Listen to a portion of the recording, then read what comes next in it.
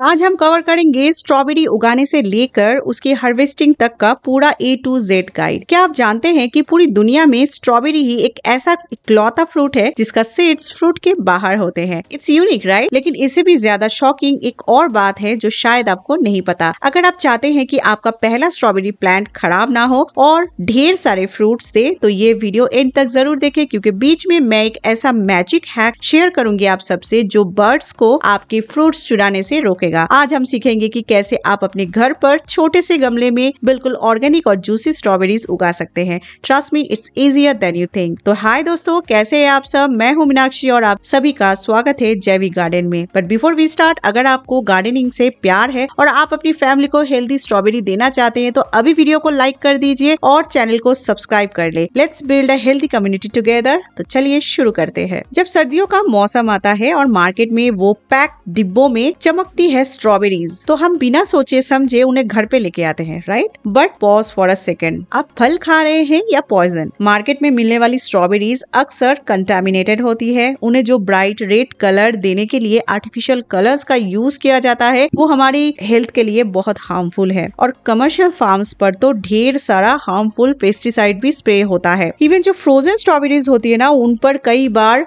Mould लगा होता है जो फ्रीज होने की वजह से दिखता ही नहीं। सोचकर देखिए, क्या आप ये अपने बच्चों को खिला रहे हैं? तो डर लग रहा है ना? डरना जरूरी है, क्योंकि आज मैं आपको एक ऐसा सोल्यूशन बताने वाली हूँ जो ना सिर्फ आपके हेल्थ बचाएगा बल्कि आपके गार्डन को भी ब्यूटीफुल बना देगा। तो सबसे पहले तो बात करते हैं शुरुआत की। शुरुआत कैसे करें? अक्सर बिगिनर्स ये गलती करते हैं कि वो सीड्स का पैकेट ले आते हैं और जर्मिनेट करने की कोशिश करते हैं। तो देखिए, सीड से उगाने का टाइम जा चुका है। अक्टूबर एंड या नवंबर तक सीड्स लगाना ठीक है। अगर आप अब सीड्स लगाएंगे तो सर्दी में प्लांट की ग्रोथ रुक जाएगी और प्लांट बहुत छोटा ही रह जाएगा। आप वेट करते रह जाओगे और फ्रूट नहीं मिलेगा। So here is the smart move. Seeds को स्किप करें और सैपलिंग्स यानी पौधा लाए। अपनी लोकल नर्सरी में जाइए या ऑनलाइन सर्च कीजिए। इंडिया में एक हेल्दी स्ट्रॉबेरी प्लांट आराम से आपको 30 से लेकर 100 के बीच में मिल जाना चाहिए। नर्सरी कॉल कीजिए, पूछिए और हेल्दी प्लांट घर लेके आइए। ये स्टेप आपका महीनों का टाइम बचाएगा। जब प्लांट खरीदेंगे तो देखें कि उसके पत्ते हरे रंग के हो यानी ग्रीन कलर की हो और क्राउन मतलब बीच का जो हिस्सा होता है वो डैमेज ना हो। प्लांट तो आ गया, लेकिन इसे लगाना कहाँ है? तो गुड न्यूज ये है कि स्ट्रॉबेरीज की रूट्स बहुत डीप नहीं जाती। आप इसे 6 से 8 इंच के छोटे पॉट में भी लगा सकते हैं। इनफैक्ट ये हैंगिंग बास्केट के लिए तो परफेक्ट होते हैं। But here is the catch, जिस भी पॉट में आप लगाएंगे मेक श्योर उसके नीचे ड्रेनेज होल हो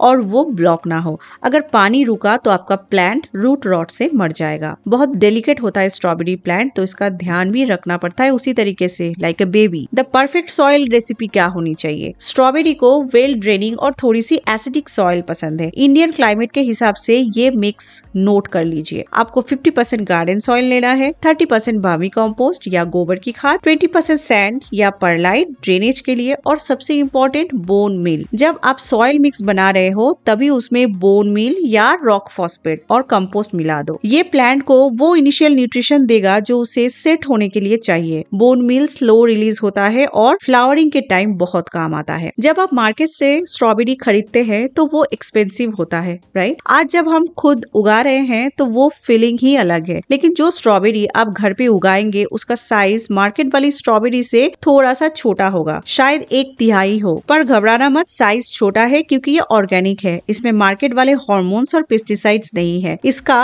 टेस्ट थोड़ा खट्टा मीठा होगा, बिल्कुल authentic. So don't chase the size, chase the health. तो वापस आते हैं पॉटिंग पर। ये स्टेप बहुत ध्यान से सुनना, क्योंकि यहाँ 90% लोग गलती क्या करते हैं। स्ट्रॉबेरी प्लांट का एक सेंटर पार्ट होता है जिसे हम क्राउन कहते हैं, जहाँ से नई पत्तियां निकलती है। जब आप प्लांट को मिट्टी में दबाएंगे तो ध्यान रखें क्राउन मिट्टी के अंदर ना दबे। अगर क्राउन मिट्टी से कवर हो गया तो प्लांट गल जाएगा, रूट रॉट का समस्या आ जाएगा। और अगर बहुत ऊपर रहा तो रूट सूख जाएंगे। तो इसका क्या करें? Balance is the key. Crown को मिट्टी के सतह यानी सरफेस के जस्ट ऊपर ही रखना है आपको, ना नीचे दबाना है ना एकदम ऊपर लेके आना है। अब मैं आपको वो सीक्रेट बताती हूँ जो स्ट्रॉबेरी फार्मिंग में गेम चेंजर साबित होता है। इसे कहते हैं मल्चिंग। आपने देखा होगा अक्सर खेत में स्ट्रॉबेरी के नीचे स्ट्रॉ या भूसा बिछा होता है। मैंने भी लोकल सप्लायर से बरेली यानी स्ट्रॉ ली है और स्ट्रॉबेरी प्लांट्स के आसपास मैंने इसे बिछा दिया है। अब इससे 3 फायदे होते हैं मेनली।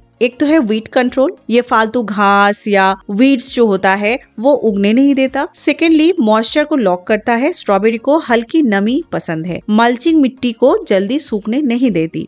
थर्ड है विंटर प्रोटेक्शन, जैसे हम सर्दी में कंबल ओढ़ते हैं ना, ये प्लांट्स का कंबल है। लेकिन सबसे बड़ा रीजन क्या है पता है? जब स्ट्रॉबेरी का फ्रूट आता है, अगर वो गीली मिट्टी को टच करेगा ना तो वो सड़ जाएगा। मल्चिंग फ्रूट को मिट्टी से ऊपर रखती है। अगर आपको परहेली यानी स्ट्रॉ नहीं मिलती है तो आप dry leaves, pine needles, would chip या ग्रास क्लिपिंग्स भी यूज कर सकते हैं।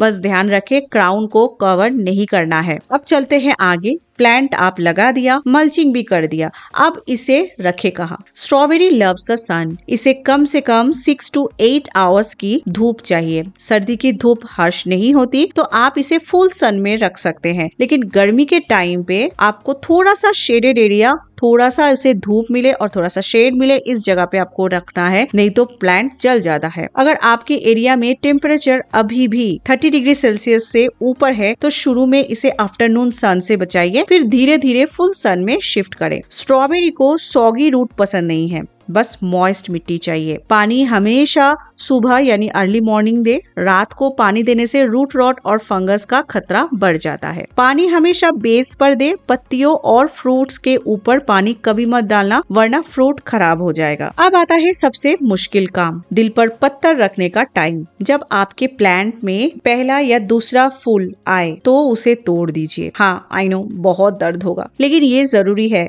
जब आप शुरू के फूल तोड़ देते हैं तो प्लांट अपनी एनर्जी रूट्स और पत्तियों को स्ट्रॉन्ग करने में लगाता है। इससे फ्यूचर में जो फ्रूट्स आएंगे वो बड़े और हेल्दी होंगे। अब बारी आती है फर्टिलाइजर शेड्यूल की। फर्टिलाइजर कब कब देना है? फ्लावरिंग शुरू होने से पहले आपको लिक्विड सीवीड फर्टिलाइजर या कंपोस्ट डालना है। जब फ्लावरिंग शुरू हो जाए तब बोन मील या रॉक फॉस्फेट देना है। ये फ्रूट्स को डेवलप करने में मदद करता है। महीने में एक बार खाद देना काफी है। साथ ही जो भी पत्ते सूख गए हैं या ब्राउन हो रहे हैं उन्हें टाइम टू टाइम कट करके रखें ताकि प्लांट्स की एनर्जी वेस्ट ना हो। सब कुछ सही चल रहा है, स्ट्रॉबेरीज लाल हो रही है और तभी एंट्री होती है दुश्मन की, बर्ड्स, स्लग्स और स्नेल्स की। बर्ड्स को स्ट्रॉबेरीज बहुत पसंद है, लेकिन उन्हें धोखा देने का एक स्मार्ट तरीका है। मैंने कुछ पत्थरों को रेड पेंट कर दिया है। फ्रूट आने से पहले ये पत्थर प्लांट्स के बीच रख दीजिए। बर्ड्स आएंगी, पत्थर पे चोंच मारेंगी, उन्हें कुछ नहीं मिलेगा और वो डिसअपॉइंट होकर चली जाएंगी। जब असली फ्रूट आएगा वो वापस नहीं आएंगी। Genius right? अब बारी आती है पेस्ट कंट्रोल। स्ट्रॉबेरी के साथ आप गार्लिक यानी लहसुन उगा सकते हैं। ये एक एक्सीलेंट कंपेनियन प्लांट होता है। इसकी स्मेल से पेस्ट दूर रहते हैं। आप मटर या लेटस भी साथ में ग्रो कर सकते हैं। अगर फिर भी कीड़े दिखे